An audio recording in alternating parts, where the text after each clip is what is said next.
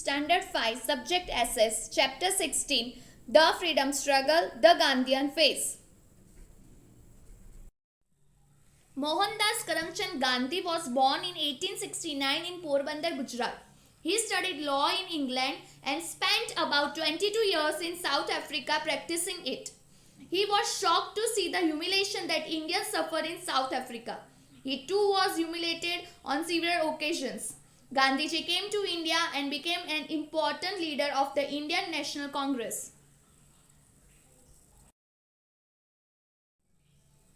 He was saddened by the ill treatment of the lower castes by the upper caste. He wanted everyone to unite, putting aside religion, gender and caste. He believed that only then would India win freedom. Since the majority of Indians were poor, he gave up all his luxuries and started living a simple life. He wove cloth on the charkha or the spinning wheel and requested Indians to wear only khadi or homespun clothes.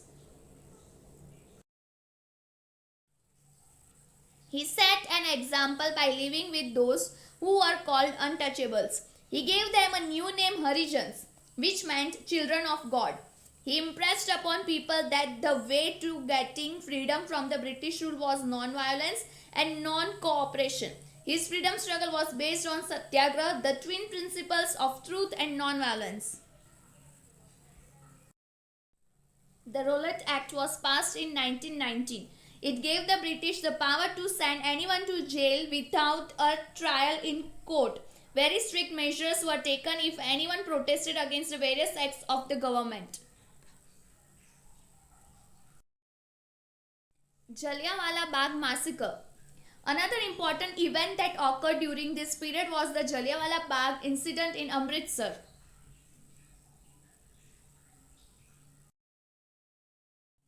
General Dyer, a British officer, had banned all public meetings and processions in Amritsar. But some people went ahead with a peaceful meeting in a park named Jallianwala Bagh. The park had only one exit. On General Dyer's orders, the policemen blocked the exit and opened fire, killing thousands of people and injuring many more. This incident took place on 13 April 1919. In response to this cold-blooded massacre of innocent people, the Indian National Congress launched the Non-Cooperation Movement in 1920. This was the first big movement led by Gandhiji and was the beginning of Gandhian phase of the freedom struggle.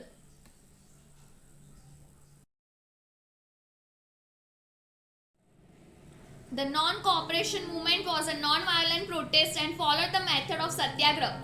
The ultimate goal was to attain freedom by peaceful means. Thousands of Indians joined this movement. Students boycotted British-run schools and colleges, and lawyers boycotted courts. People picketed shops selling British-made goods and asked people to buy Swadeshi or Indian-made goods instead. Elections and government functions were boycotted and titles and honours given by the British were returned. Notable among the protesters was poet Rabindranath Tagore, who returned the knighthood bestowed upon him by the British in 1915.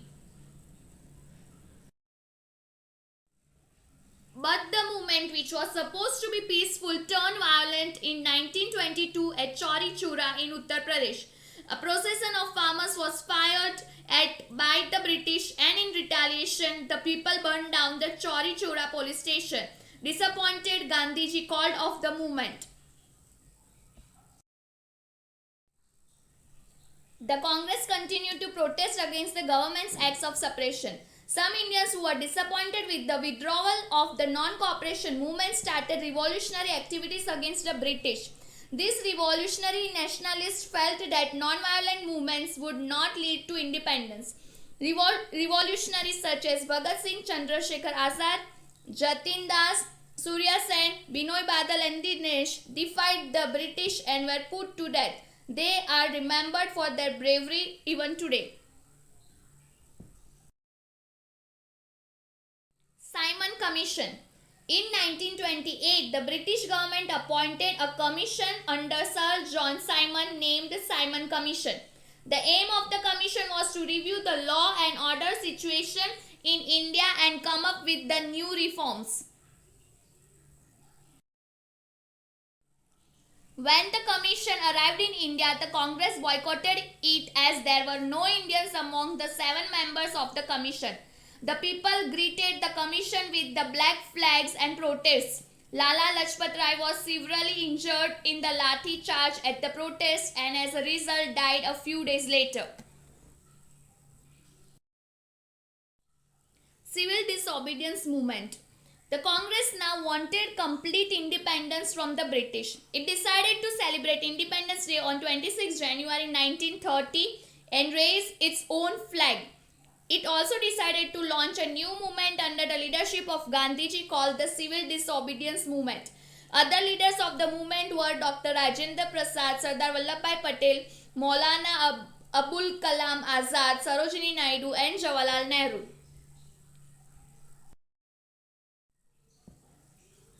The movement started with the Dandi March in March 1930. The British had a monopoly or complete control over the manufacture of salt. Indians were not allowed to collect salt from the sea. Instead, they were forced to buy it from the British at high prices. Gandhiji decided to defy this law and he along with 78 followers marched a distance of over 300 km from his ashram at Sabarmati to Dandi on the Gujarat coast. On the coast, he picked up a handful of salt, breaking the salt law. This was an open defiance of the British. The movement saw mass participation by women, students, landowners, peasants, etc., all of whom broke laws at different levels. Inspired by Gandhiji, many people broke the salt laws along the coast of India. The government arrested thousands of people. As people were put in jail, more joined the movement and it continued to spread all over the country.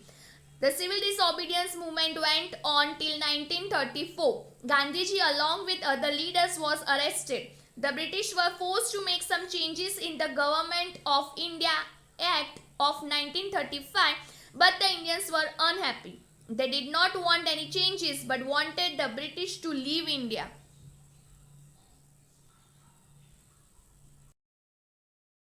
Second World War breaking out in 1939, the whole process was further delayed. Again, the British wanted India to help in the war efforts.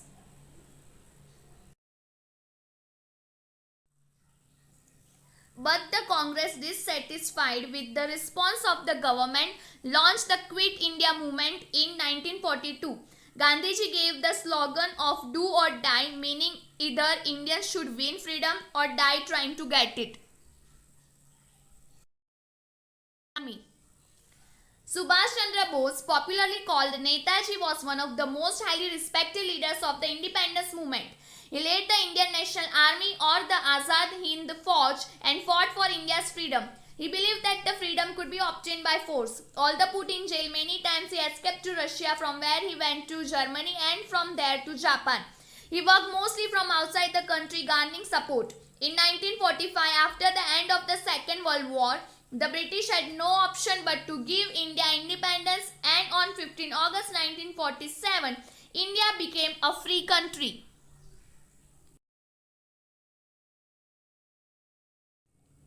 The freedom, however, came at a cost. The country was divided into two parts, India and Pakistan. Dr. Rajendra Prasad became India's first president and Jawaharlal Nehru the first prime minister. While Muhammad Ali Jinnah became the leader of Pakistan, a new constitution was framed and India had its own government. Thank you.